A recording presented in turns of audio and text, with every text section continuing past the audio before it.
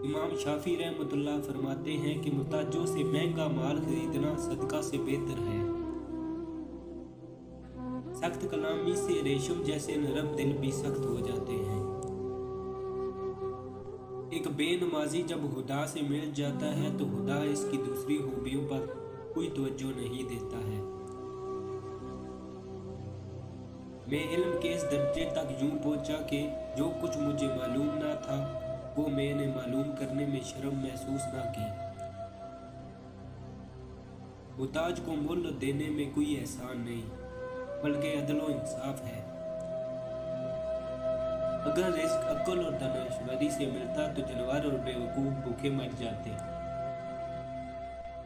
गुस्सा करना किसी दूसरे की गलती की सजा खुद को देना है। मेहमान के आगे थोड़ा खाना रखना बेमरवती है और हद से ज्यादा रखना तकब्बर। जो शख्स हराम खाता है इसके तमाम एजाज गुनाह में पड़ जाते हैं। अपने कलाम में नरमी इख्तियार करो क्योंकि अल्फाज की निस्बत लहजे का ज्यादा असर पड़ता है।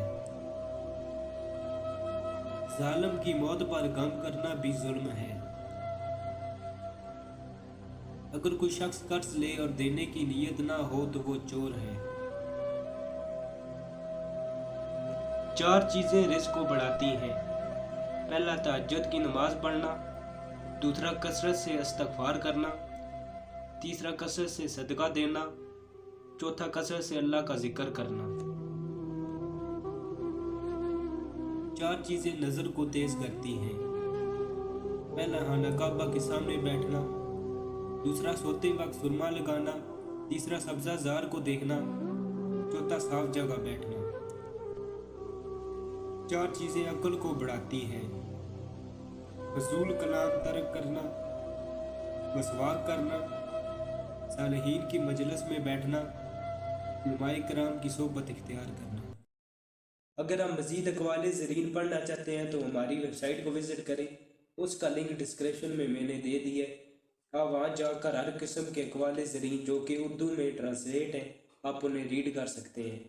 और डाउनलोड करने का तरीका भी मैंने बता दिया कि आप तस्वीर पर क्लिक करेंगे तो डाउनलोड का ऑप्शन भी आ जाएगा।